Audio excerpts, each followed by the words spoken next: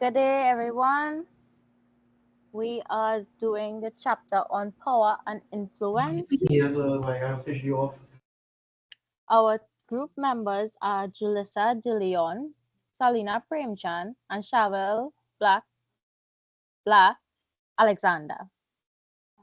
Our contents are transformational and charismatic leadership, power, influence, and leadership, sources of leader power in organization, increasing power through political activity, tactics for a certain leader influence, and ethical consideration in using power and politics. We'll start off with Julissa on transformational and charismatic leadership. Hi, good afternoon, everyone. So, I will be presenting on transformational and charismatic leadership. So, firstly, what is transformational and charismatic leadership? Transformational and charismatic leadership mainly focuses on the ability of a leader's strength by their personal leadership skills developed from living habits, rather than the skills developed based on the position granted by an organization. So basically, the skills that are gained from life experiences rather than the skills gained by authority, right? So there is a difference between transformational and transactional leadership. So in order to understand transformational leadership, we first need to differentiate both transformational and transactional leadership. Right? So next slide.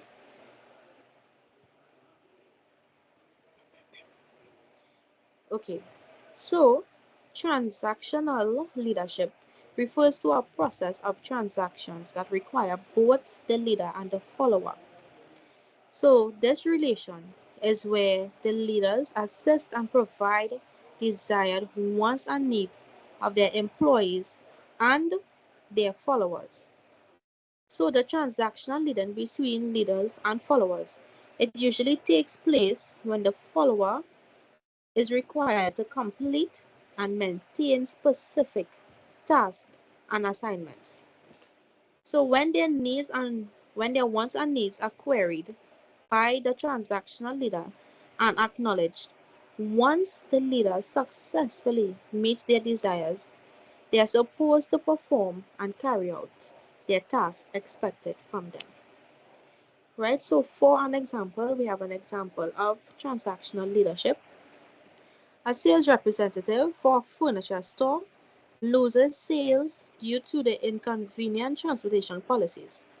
However, the leader or whoever may be in charge, maybe a supervisor or manager, helps the customer by transporting the goods to the nearest location possible so that the purchaser do not have to pay additional fees to get an item or items that they desire. So the outcome of this is that from this transactional leading, the followers will receive various rewards and compensation for their diligence and hard working. Because mainly when it is that the customers purchasing the item and they hear that the item have to be at a further location, they may be discouraged. However, if it is that the person in charge helps the customer by bringing the item to the nearest location, they will get a reward by capturing the sale and ensuring store productivity. So, additionally, the leaders will benefit from their good leadership skills when their followers do a great job in their task. Email. Furthermore, transactional leadership has priorities. This is ensuring that the business operates in a smooth and efficient manner. These leaders know that in recent times there's a reaction for every action. So, they will enable a benefit program that ensures their followers of rewards that will be introduced if and once the task and specific assignments are completed effectively. So, once the business or organization sees improvement in workflow, the transactional leader or whoever the leader may be will represent their followers to capture incentives for their good work and labor. Transactional leadership can be most effective to a company because it will increase the followers' confidence that affects their overall performance in a positive manner. So next slide. Okay. So to continue, we will see that the example, another brief explanation of the example, shows how transactional leading works. So when the sales clerk brought up a desire for their customer to be satisfied, the leader strategized to ensure the representative captures a sale and make money for the company. Now the leader is praised for good storekeeping and the follower has gained a personal sale or client. So moving on. So something to note and an important news is to know that transactional leadership usually develops continuous productivity in an effective manner, all while keeping the same working habits and traits, rather than attempting to change the rules and regulations of the specific business to capture change in work requirements and job tasks. So the important news is to note that transactional leadership focuses on growth and development, not changes in an organization. Right, so next slide we'll be moving on to talk about transformational leadership. So first we need to understand what is a transformational leader or what is transformational leadership. Right? So this type of leadership brings forward the necessary changes needed in an organization to enable purpose, productivity, and organizational growth. Transformational mainly suggests the transforming of day-to-day operations from good to great aspects of production. They usually change rules rather than complying to the same set of rules, making circles around the business or businesses. Additionally, transformational leadership bases their strategic planning mainly on creating exceptional qualities by positively changing the vision, shared values, and ideas together to form a greater community in the workforce. Right? So we understand that the transactional leadership is change that happens within an organization for both follower and leader. The follower does not work to receive rewards, but will do various tasks in a decent, fashionable way. Right? So we're moving on. Okay. So transformational leadership differs from transactional leadership in four significant areas. So these four significant areas will be transformational leadership develops followers into leaders. Transformational leadership elevates the concerns of followers from lower level psychological needs to higher level psychological needs. Transformational leadership also inspires. Transformational leadership paints a vision of a desired future state. Right, so going on to explain the points in further detail. First point, we will realize that transformational leadership develops followers into leaders. In transformational leadership, the follower is given the opportunity to run their own day-to-day operations. However, when operating on a sole level, they have to ensure that the work and tasks are being completed. Although transformational leaders assist in changing the attributes contributed to organizational success, they allow the followers to be free but work productively and successfully. When the follower takes responsibility in their own hands, they become reliable and accountable for their own actions.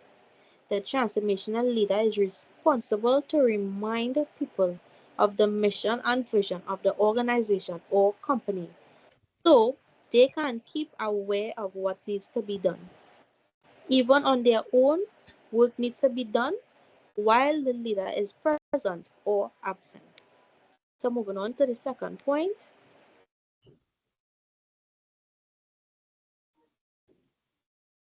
So the second point transformational leadership.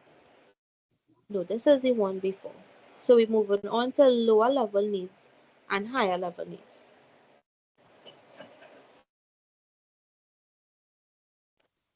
Right, so this is the next slide.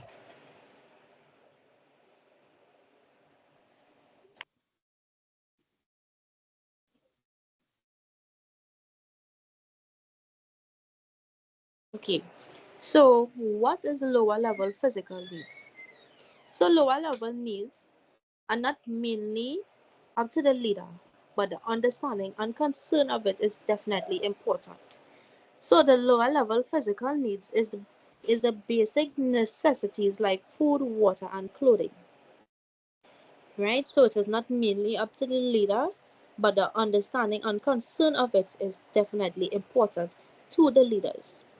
However, the role of a transformational leader is to upgrade that follower to the best that they can be in their higher level physical needs. And what is higher level physical needs? Higher level physical needs is the mental state of a human being. For example, their self actualization and self esteem. These are mainly focused on because it is a root of work ethics and punctualization.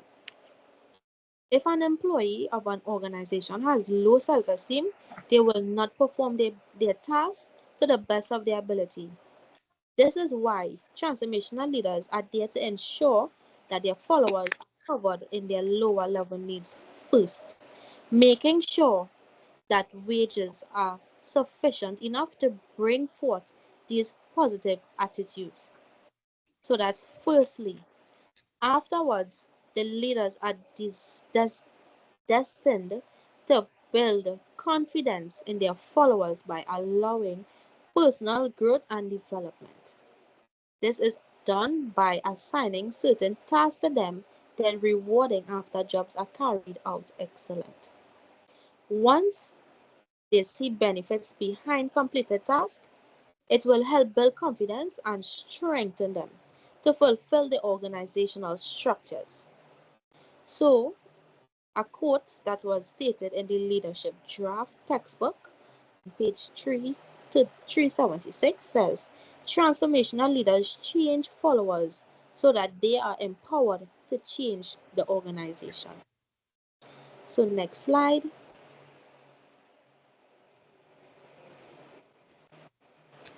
So, the third point is transformational leadership inspires. So, some of the inspires are they inspire change in personal interests, motivate followers to work in a beneficial way to a company. Followers are inspired by leaders due to their portrayal of work ethics that creates success in a business. So, transformational leadership inspires people to outdo their regular duties, but to do more to help bring forward a goal oriented organization. These leaders motivate others to do exceptional things in a company so that they will become successful. So we're still working on the slide that says transformational inspires, right? So they motivate others to do exceptional things in a company so that they will become successful.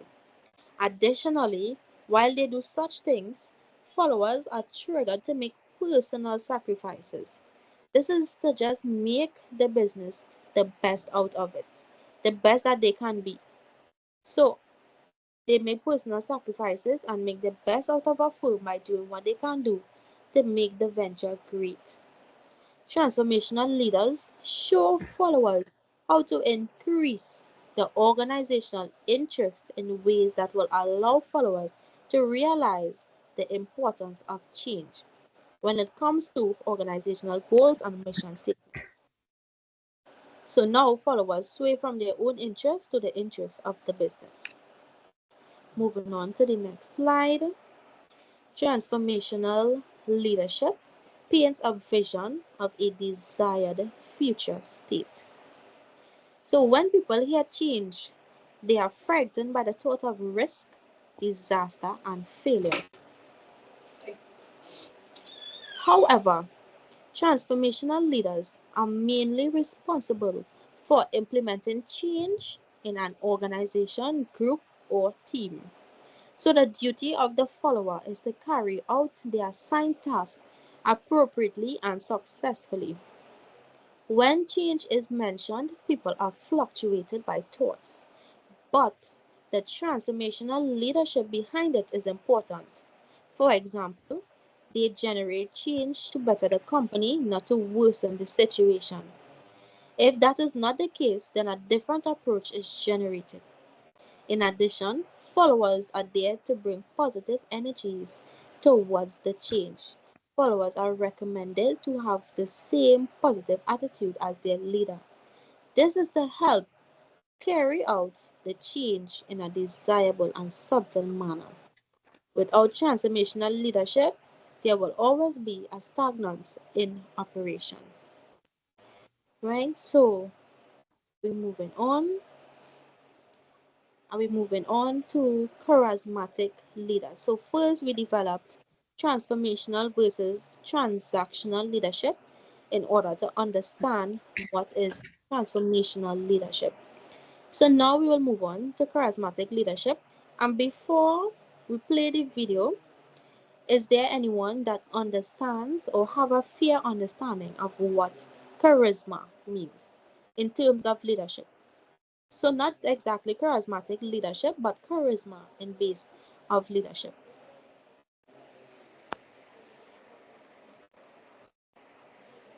Anybody?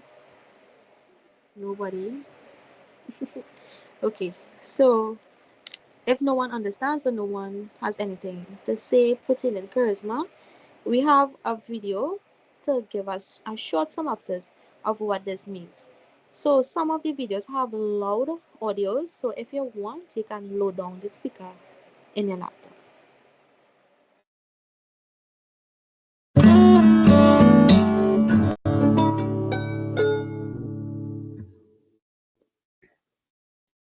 Let's take a look at charisma. Charisma, like leadership itself, has been defined in various ways. Nevertheless, there is enough consistency among these definitions to make charisma a useful concept in understanding and practicing leadership. Charisma is a Greek word meaning divinely inspired gift.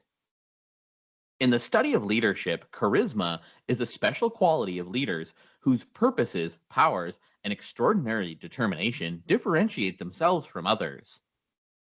In general use, the term charismatic means to have a charming or colorful personality, such as that shown by many talk show hosts as an example. The various definitions of charisma have a unifying theme. Charisma is a positive and compelling quality that makes many others want to be led by the person who has it. The phrase many others is chosen carefully. Few leaders are perceived as charismatic by all of their constituents. Given that charisma is based on perceptions, an important element of charismatic leadership involves the attributions made by group members about the characteristics of leaders and the results they achieve.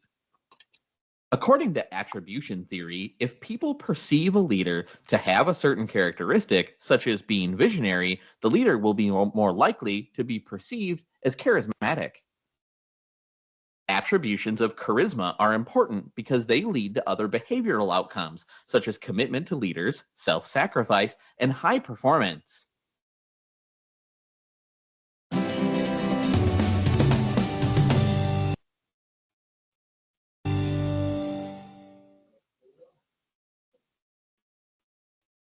Okay, thank you, Selena, for playing the video.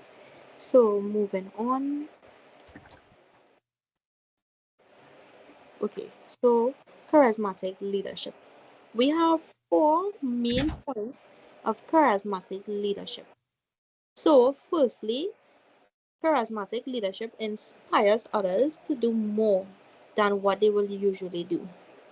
Charisma is a personality trait that brings people alive.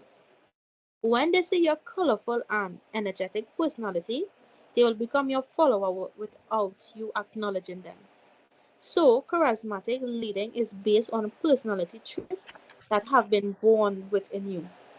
Sometimes this could be learned, but the born attributes are more powerful and instilled.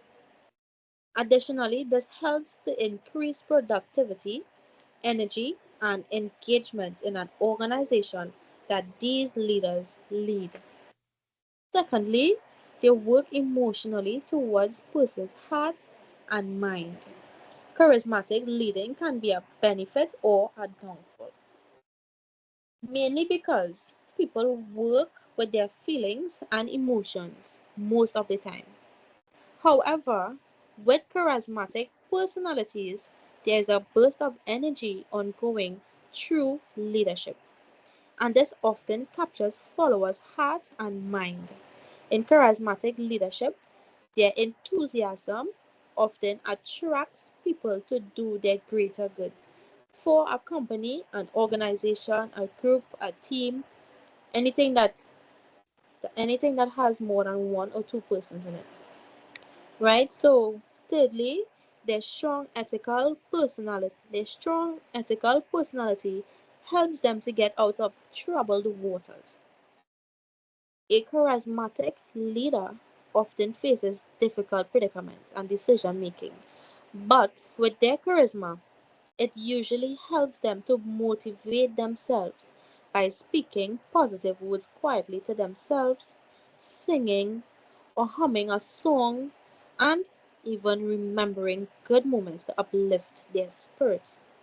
This helps to relieve stress and anxiety from themselves and even their followers. With a positive attitude in the atmosphere, positive attitudes and acts will spiral from persons around them. So, lastly, our fourth point is charismatic leadership motivate others to use their skills and talents to benefit a department or team. Motivation is important to leaders. Motivation enables higher performances and increased productivity, either in organization, groups, and teams. Being a charismatic leader, your welcoming energy, reliable and strong ethical behavior will allow followers to be drawn to do what is best in making their leader proud. With this charisma, leaders motivate their followers to go above and beyond their regular duties or tasks by sometimes making personal sacrifices just to improve production. If the person does not want to participate, just by being energized and positive, it will motivate the activity of your follower as being a charismatic leader. Right? So, next slide. So, we have an example of what charismatic leadership is. But before playing the video, there are two instances where they use obscene language. However, it is bleeped out, right? Along with the loud audio, right? So you could go ahead and play it.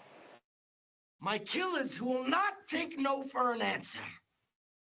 Fucking warriors who will not hang up the phone until their client either buys or dies!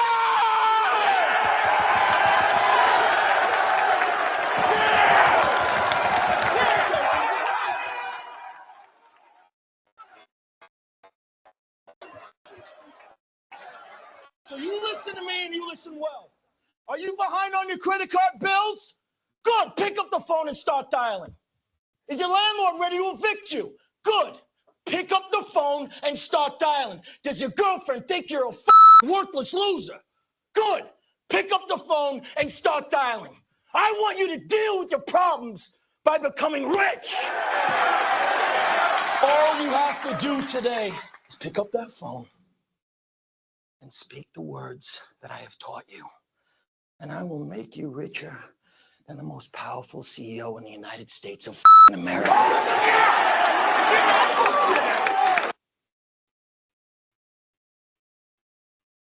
Okay, so thank you, Selena.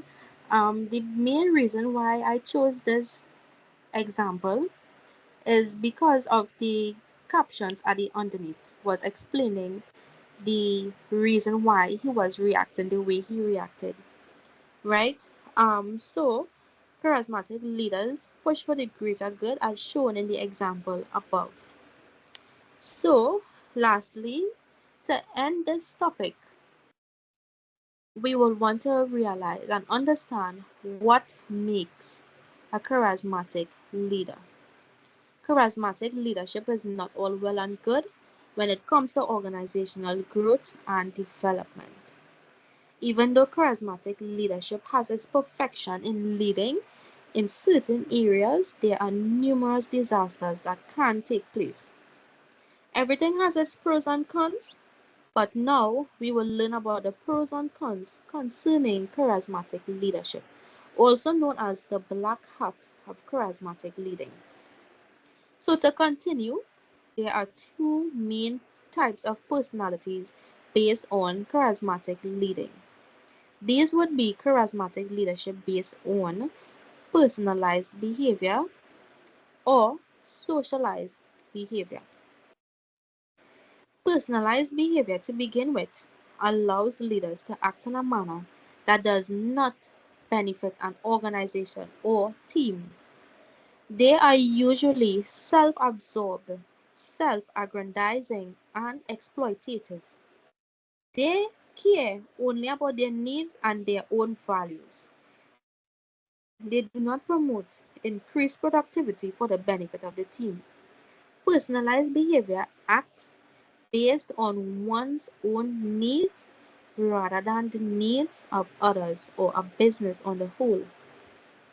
However, on the contrary, specialized behavior puts the needs of others as a priority and reduces self-absorbed behaviors. The success of an organization usually is gained by socialized behaviors from charismatic leaders. This behavioral type gives people the opportunity to have a say in operational measures that they have an interest in. Most of the time, personalized behavior acts as a barrier for improvement and new ideas, since it is all about a person's self. Right? So this is why socialized behavior enables teams and groups or even organizations to prosper. This is mainly because the socialized behavior allows persons to have a say in any type of business or any type of group activity. So now I would like to move on to our next topic, which is power, influence, and leadership, which is led by Selena. Thank you for listening. Thank you, Jalissa. So, there are 5 types of power. There are expert, legitimate, or reward, corrosive, and referent. Now we will have a video explaining the 5 sources of leadership power. Hello and welcome to another Cat Indian channel feature. This is part of MBA 101 leadership section. In this video, we will explore different types of personal and formal power, including reward, coercive, legitimate, expert, and referent power. Power means many different things to different people. For some, power is seen as corrupt. For others, the more power they have, the more successful they feel. For even others, power is of no interest at all. The 5 bases of power were identified by John French and Bertram Ravin in the early 1960s through a study they had conducted on power in leadership roles. The study showed how different types of power affected one's leadership ability and success in a leadership role. The 5 bases of power are divided into 2 categories: formal power and personal power. Let's first look at formal power. Formal power can be further categorized in coercive, reward, and legitimate power. Coercive power is conveyed through a fear of losing one's job, being demoted, receiving a poor performance review, having prime projects taken away. This power is gotten through threatening others. For example, remember the show where Donald Trump used to fire people if they were not able to complete the task? Next, we look at reward power. Reward power is conveyed through rewarding individuals for compliance with one's wishes. This may be done through giving bonuses, raises, a promotion, extra time off from work, etc. For example, if you watch my marketing videos, where I explain that I used to own a business called iHappy Novelties, and I used to pay commission to my workers once they reached the sales target. Legitimate power comes from having a position of power in an organization, such as being the boss or a key member of a leadership team. This power comes when employees in the organization recognize the authority of the individual. For example, the CEO, who determines the overall direction of the company and the resource needs of the company. Now let's explore personal power. Personal power can be further categorized into expert power and referent power. Expert power comes from one's experience, skills, or knowledge. As we gain experience in particular areas and become thought leaders in those areas, we begin to gather expert power that can be utilized to get others to help us meet our goals. For example, I went through a detailed course to get certified as a reliability engineer. I visit various companies as a consultant to coach them on reliability and analytics aspect of the business. Since I've gone through reliable experience and training, the companies that I give advice to ensures that they follow it. Referent power comes from being trusted and respected. We can gain referent power when others trust what we do and respect us for how we handle situations. For example, Elon Musk. I have a group of friends that work for Tesla, and they're amazed at the skills Elon Musk possesses. Elon's charisma and work ethics is imbibed by his followers. Now for the summary. As you can see, there are different types of power. I despise using definitions on my video because very rarely it helps in explaining something precisely. I will limit my rant about the academics. Power in reference to study of leadership is a source of influence and authority a person has over his or her follower. My next set of videos will be on leadership motivational theories. And it's important that you understand the concept of power clearly, as it will be helpful in understanding the next set of videos. I hope you enjoyed this video. I look forward to you watching. Okay, so these 5 types of power are obtained from the leader's personal qualities as an individual. But but other than those 5 sources, there are more. They do not come from the person, but more from the role the leader plays for the overall functioning of the organization. The other sources are interdepartmental dependency. This is when materials, resources, and information flows between departments in one direction. The leader who provides the resources will have more power than the leader who receives the resources. For example, in some industries, the production department will depend on the maintenance department because the maintenance leader will have to give the information on how to fix and repair the machinery. So therefore, the maintenance leader has more power over the production leader because they depend on them. Next, we have control over information. This is when some people have access to more information than others. For leaders, this is an important thing because they recognize information as a primary business resource that can be controlled, interpreted, shared, and influence decision making. In other words, based on what position you have in the company will determine how much information you have access to. Now we have centrality. This is a leader or any department job in the main activities of the company. The leaders are basically the essential part of the final outcome of the company. This can be a department or the whole company. Their actions can affect the output. For example, a company with large amounts of technology will depend on those who maintain them. So therefore, the maintenance individual have more power over the users. And lastly, we have coping with uncertainty. Changes are always happening, and this can create a level of uncertainty. For example, Trends in fashion are always changing. So let's say every few months, new ideas must arise in order to keep up with new trends. Not all leaders can cope with sudden changes, so other departments or individuals will help in this situation.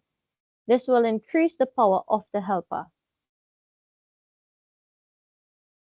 In our next topic, we have increasing power through political activities. Wanting to have more power or increase the present level of power, they must ensure the general activity list must be shown and noticed by everyone in the organization.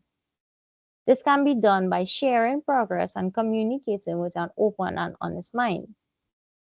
They must be appreciated by their followers in order for them to recognize and show value towards the contributions, qualities, and even efforts that are being shown. This includes gaining positive feedback, gratitude, and acknowledgement for what the leader does.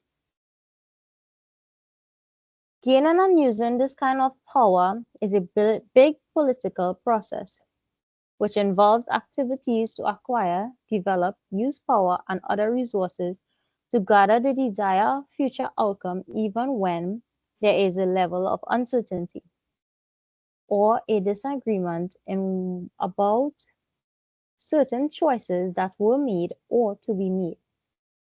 Skilled political leaders strive to understand others' point of view, opinions, wants, needs, desires, and goals. Leaders have control over their followers, and their influence can encourage others. So, in other words, leaders must understand how to influence people in ways that can help them achieve their main goal. Now we have strategies for thriving as a leader, accomplish change, and avoid being belittled. First, we have always think politically. Why? If leaders don't make things clear, set rules and boundaries, nothing will be accomplished and no one will take them seriously.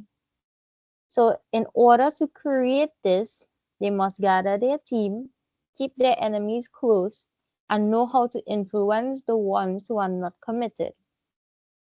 Secondly, we have always know how to deal with conflict. Growth starts with learning and conquering challenges because if challenges are not challenges never occurred, there will be no growth, no development, and no new knowledge to learn. And lastly, we have always control the hunger for power. No one knows everything, and leaders must know that they have a limit. They must keep in mind their purpose and how much knowledge they have. Next, we have leaders must have and give emotional and practical support because it helps make a difference in people's lives. In emotional support, care, kindness, effective listening, and comforting can all contribute to helping individuals control their emotions in rough time. Practical support is helping individuals by giving assistance. This can be anything, even helping an old person carry their groceries. And moving on to tactics for asserting leader influence. This will be done by Shavel. Hi everyone, good night. Tonight I'll be taking you through tactics for asserting leader influence and ethical consideration in using power and politics. Next slide. So, what is a tactic?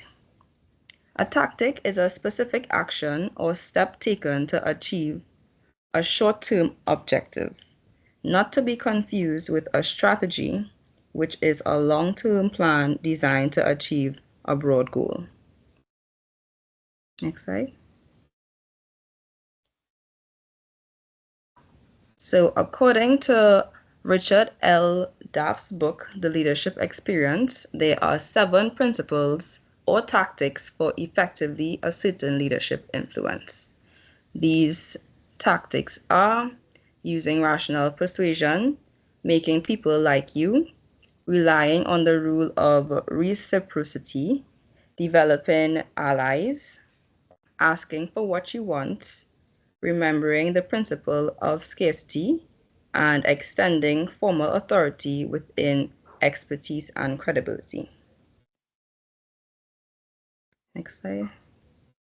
So the first tactic is using rational persuasion. Using rational persuasion is the most frequently used influence tactic common to all.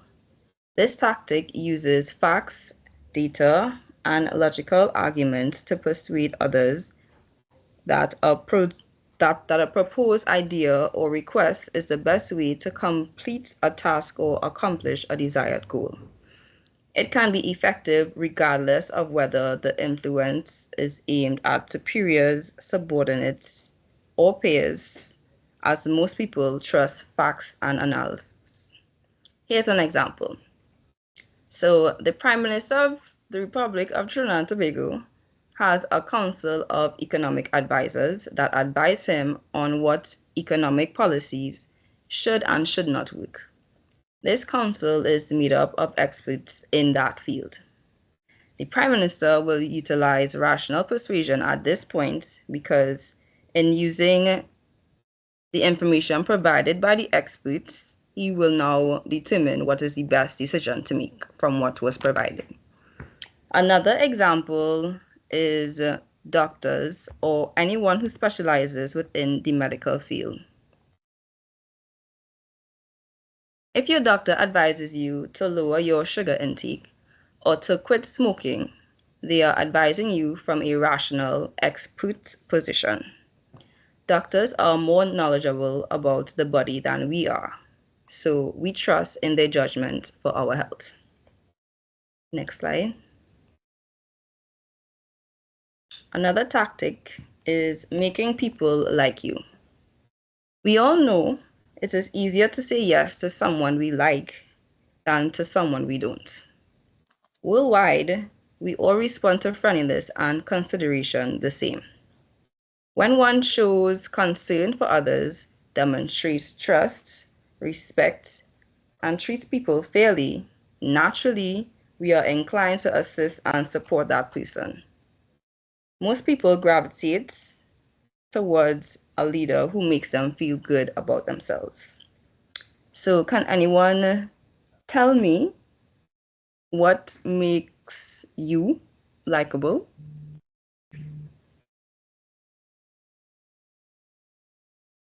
Crickets. So nobody like you. Okay.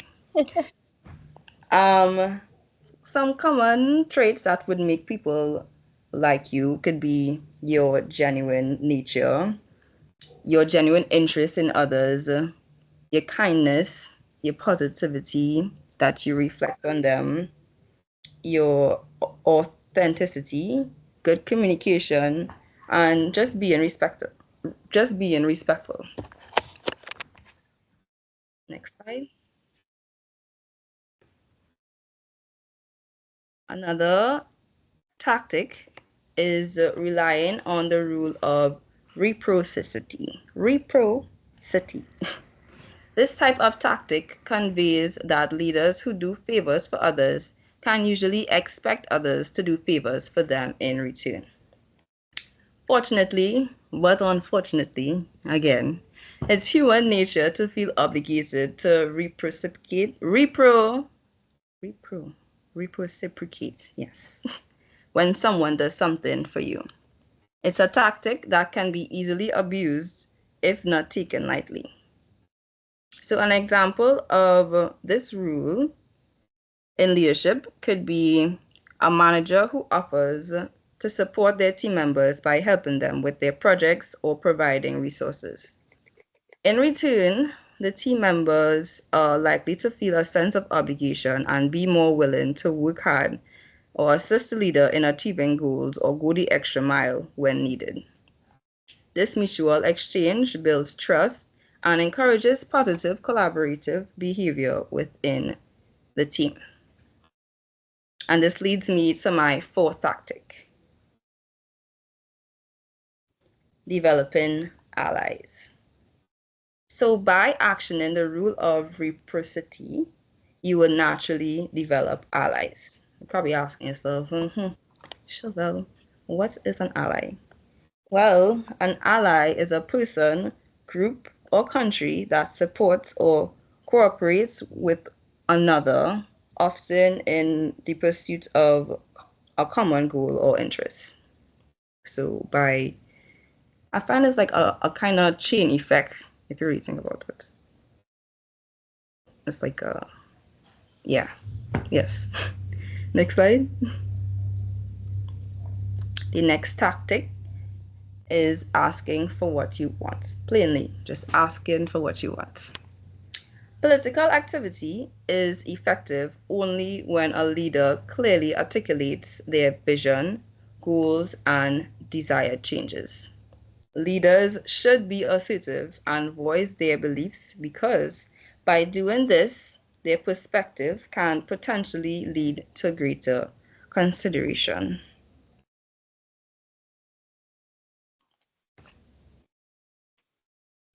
Next slide. The sixth tactic is remembering the principle of scarcity.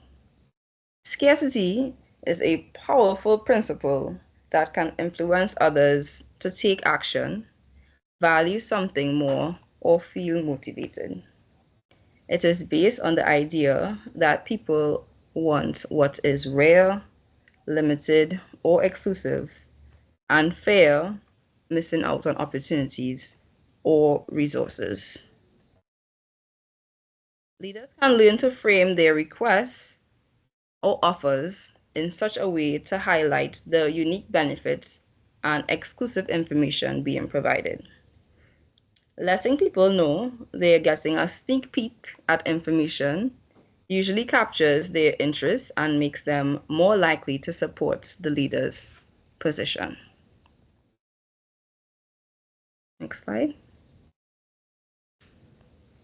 Lastly, this is our final tactic, which is extending formal authority with expertise and credibility. The final principle for asserting influence in the leader's legitimate authority in the organization. Legitimate authorities are in a position to be particularly influential. However, research has found that the key to the successful use of formal authority is to be knowledgeable, credible, and trustworthy. Managers who become known for their expertise, who are honest and straightforward with others, and who inspire trust can exert greater influence than those who simply try to issue orders.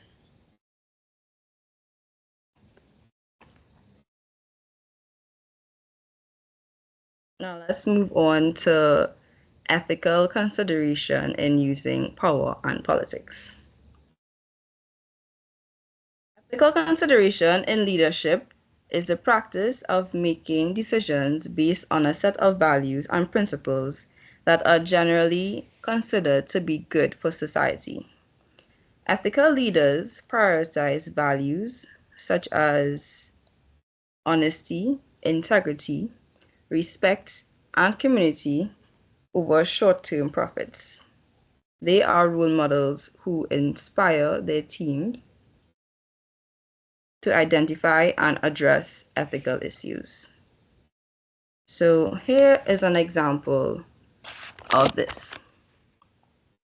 A school principal who has the authority to hire teachers. If a friend of a principal applies for a teaching position, the principal must consider the ethical implications of their decisions. While they may feel inclined to hire their friend, doing so without considering other qualified candidates could lead to perceptions of favoritism and undermine the trust in the school's hiring process. To maintain ethical standards, the principal could either involve other administrators in the hiring decision or disclose the relationship to ensure transparency. This way, they uphold fairness and integrity in the use of power within the school system. Next slide. So here are some common traits that a good ethical leader would have.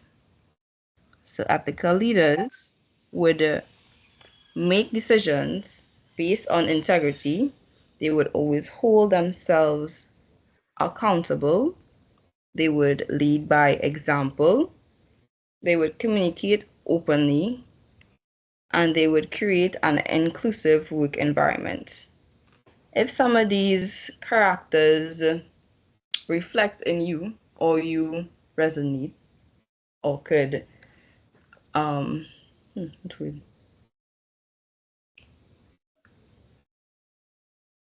if you could reason with some of these characteristics, then possibly you may be an ethical leader. Next slide.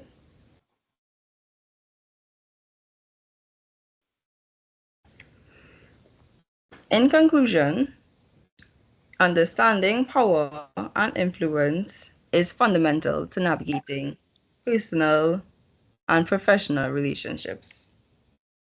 Power can manifest in various forms, from formal authority to informal social influence, shaping decisions and outcomes in significant ways. Recognizing the dynamics of power helps individuals effectively communicate, negotiate, and lead. Moreover, the responsible use of influence, grounded in ethical considerations, foster trust and collaboration. Ultimately, mastering the nuances of power and influence equips individuals to create positive change and build stronger, more effective communities.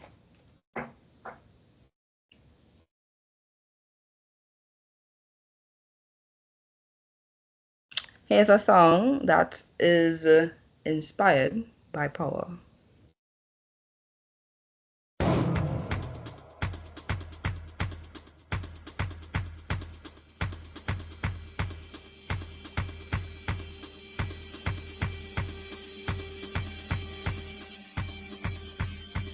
Don't never take my power, my power, my power. Don't never take my power, my power, my power. They feel away, oh wow. They feel away, oh wow. Don't never take my power, my power, my power. Don't never take my power, my power, my power. They feel away, oh wow. They feel away, oh wow. I was always in the lead, where you wanna be, I'm who they wanna be, B-E-A-U-T-Y-E, never seen so much rage from a queen, rage from a queen so strong, thought she was a machine, girl of your dreams, Sinclair regime, turn to the max, can't forget Maxine. Refer to me as a goddess, I'm tired of being modest, 100 degrees the hottest, if we're being honest, ebony, anybody's black people win, they say we're being demonic, angel in disguise, I hate I have to disguise it, why you gotta despise it, rich in the mind, that's why I'm making deposits, carry all the power, it's time to realize it. Don't never take my power, my power, my power. Don't never take my power, my power, my power. They feel away, oh wow. They feel away, oh wow. Don't never take my power, my power, my power. Don't never take my power, my power, my power. They feel away, oh wow. They feel away, oh wow. This that rhythm, this that lightning, this that bird, this ain't no perm, this that nappy, this that herb, this that kinfolk, this that skinfolk, this that war, this that bloodline, on the front line, ready for war, where you gonna run? Get it loose, get it low, why you get it loose, get it low, protect my grace. Keep it locked in the safe. Don't make me get back to my ways. My power they never take. Don't ever take my power, my power, my power. Don't ever take my power, my power, my power. They feel away, oh wow. They feel away, oh wow. Don't ever take my power, my power, my power. Don't ever take my power, my power, my power. They feel away, oh wow. They feel away, oh wow. Fumani bo, salinga nile ikumka, ninganga basi amansa, ngizoko bisabalenka. Tulani bo, salifu gile timonila, niba kusila basiyonga, there will be peace when I'm done. Chongani bo, dimnes dimsap, sisile chile isikat, la amakwala wasangan. Okay, that was it. Now we have Shavel.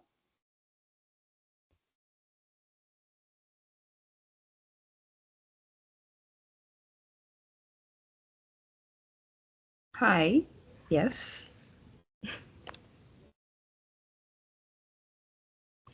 So yes, everyone, we have come to the end of our presentation.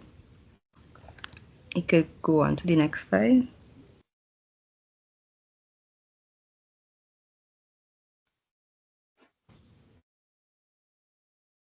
Please see our references used.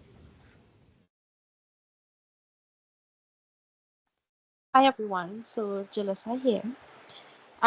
So I have, based on my topic, which is transformational leadership and charismatic leadership, I have a question for the entire class. Okay, so my question is, which leader do you think you are? So basically, are you a charismatic leader, transformational leader? Anyone could answer to say who they think they are or what leader they will make. It don't have to be anything long or anything like that, just to know that you had a little understanding of charismatic, transformational, either transactional, or even if you were a part of an organization, group, or team that you would have experienced either type of leadership. So feel free. Don't all speak at once.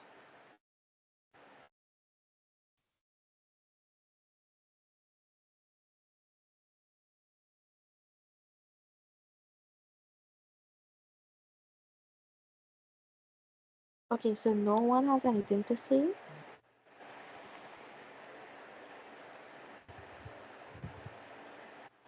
Okay, well, if no one has anything to say, so we would like to pass the mic over to you. We hope that you all enjoyed this presentation. Feel free to ask any questions before Sir takes over. Thank you for listening once again.